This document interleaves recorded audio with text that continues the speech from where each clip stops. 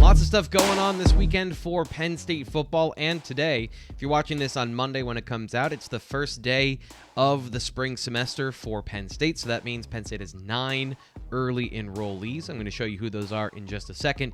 One other thing we're doing today on the BWI Daily Edition, I'm your host, Thomas Frank Carr, also film analyst for Blue White Illustrated.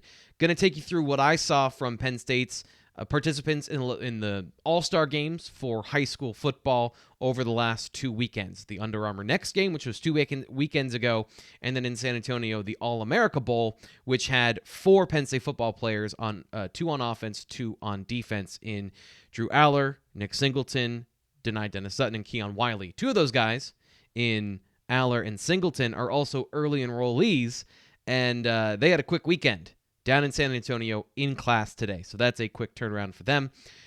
I'm going to give you my impressions, and I know you're going to want to see the video. So what we're doing, this is the new plan, is whenever we have one of these situations, I'm going to do the video over at bluewhiteillustrated.com, the stuff I can't show you here on YouTube, and I'm going to put the article link in the video.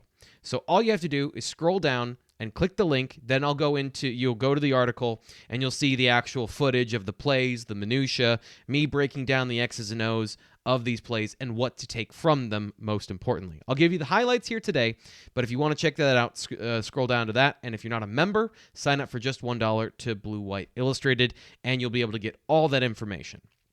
Okay, so here are the early enrollees in case you haven't caught them yet. Penn State has a lot of offensive players. And most importantly, 2 quarterbacks, Bo Perbula and Drew Allar, both enrolling early, getting a start in their career, and getting into the playbook early. From that aspect, that's very important for them. But a couple guys I want to highlight on here.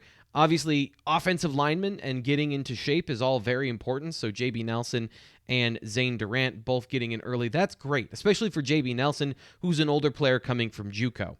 But the 2 guys, really the 3 guys I want to highlight are Kaden Saunders, Kaytron Allen, and Nick Singleton. Because the only thing standing in Kaden Saunders' way, in my opinion, is a little more strength, a little more size, a little more physicality. He has the route running skills and the intelligence and the ability to pick up the playbook this spring, but he needs to add some weight and strength to be that guy and to be able to contribute right away. I think enrolling early is going to help him get there, so he has the chance to be a part of the offense in 2022. Both Kaytron Allen and Nick Singleton, as running backs, they're both mature players, both physically and mentally. So just getting over the top, getting in that professional weight room environment at Penn State, that's going to help them potentially contribute in the fall. Nothing's guaranteed, but both guys have the opportunity, the size, the strength, and the power, the physicality, all of the things you need.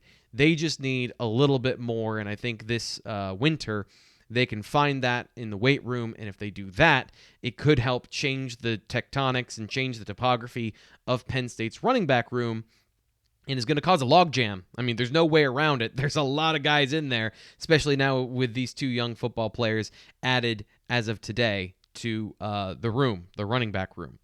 So those are Penn State's early enrollees. A couple of those guys we're going to talk about today, and we're going to start with the guys that performed in the down in Florida in the Under Armour Next Bowl to start with. Those guys are Drew Shelton and Kaytron Allen. So just talking about Allen, one of the things that makes me think getting in early from a positional ability standpoint that he can contribute in the fall is what I saw from him in the All-Star game. Is he is one of the more mature runners I've seen.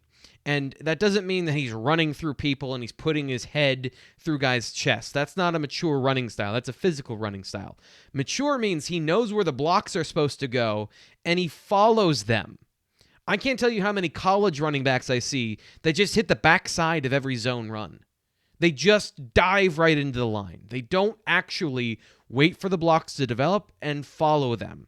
And Kaytron Allen does that really well. He knows where the intended point of attack is, and he can get there. Now, it helped that his offensive line in the bowl game was eviscerating the defensive line for the, team icon or something like that.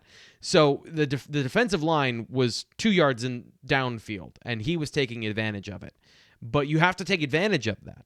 And whether it's zone running, man blocking, whatever it was, he was able to find the hole, find the blocks, and follow them, set them up really well, and then run through contact. So that plus his work in the passing game, which there wasn't a lot, but I saw a couple things I really like. I get into all of that in his film as far as what I liked about his ability of just a flare route, what I saw on that, and how that can translate to down the road. Now, one thing I'll say about him and Nick Singleton, because we don't have a whole lot to talk about with Nick Singleton, because he didn't get a lot of action in the game, is they have to be good pass protectors. One, because you need to be a good pass protector to see the field. And two, because Penn State doesn't have any good pass protectors right now at the running back room. Both Keon Wylie and Noah Cain really struggled in 2021 to be good pass protectors. It was either up and down or it was just mostly bad from Keon Wylie. So if they can do that, these two physical, mature running backs, the door is open. Nobody closed the door in 2021. So Kaytron Allen made me think, just reinforce what we saw in his film from his senior season and from his junior season, that he's a really smart, natural runner who knows what's going on the football field and can follow his blocks. Speaking of blocks, Drew Shelton got thrown into the fire at 2 different positions in his game, and neither of them were left tackle, where he played all of last season. Now, Downingtown East, I don't know if they ran the most advanced system in high school. It was all running. It was all coming downhill. There wasn't a ton of passing. So at 275, him playing left guard, there was just some times where he looked overmatched. Guys are bigger than him. This is part of his profile at 275, and then you kick him inside. He was good at pass protection when he wasn't bull rushed, but he held his own. I'll say that.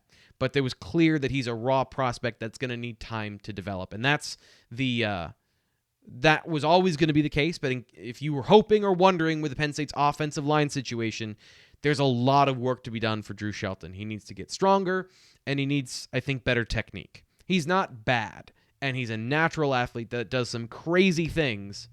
Those are all really great things. It's about making sure you're consistent, and it's about making sure you're doing things the right way. I don't know that I've seen any techniques like his in pass protection when he was at right tackle. If you want to go check it out, again, bluewhiteillustrated.com, just follow the link in this video to go to the article.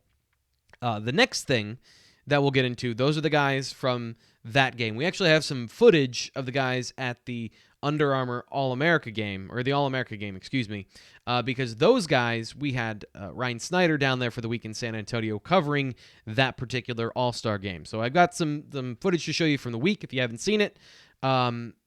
And we'll get into what I think the difference is between this and the game for a couple of guys. And we'll just start with Nick Singleton. This was the most work he got all week long down in San Antonio, because during the game, it's basically a glorified scrimmage with a 7-on-7, and the quarterbacks have no interest in throwing the football. And unlike the Under Armour Next game, the All-American game, they didn't want to run the football. They had quarterbacks, and they knew it. So Singleton did not get a lot of run, pun intended, in the game. I think he had like 3 or 4 opportunities. There were no holes. He just did what he does, which is he stuck his head down into the offensive line and didn't lose yards. So nothing really changed from his evaluation there. But what did, and I think maybe some people are a little bit disappointed if they watch the game from Drew Allar's perspective, is that he didn't look like this. And yes, this is just one-on-ones. There's some 7-on-7 stuff that you saw during the week. He did not look as precise. He did not look as clean. And he looked inaccurate. And some of the stuff I've talked about on this channel before about his footwork and his progression of what he's done over his career might make you a little bit nervous about that. But what I saw in the game is the opposite of what I'm seeing here, which is just watch how calm he is and how on time everything is. It all looks like it's on time. And that was the biggest thing I took from his performance in the All-Star game, was that he was running at 150% speed. He was seeing things faster than they were developing, and he was throwing the ball faster than it was developing. And that was the biggest problem. It wasn't his mechanics. It wasn't his footwork. It was just that the coverage was too easy to read.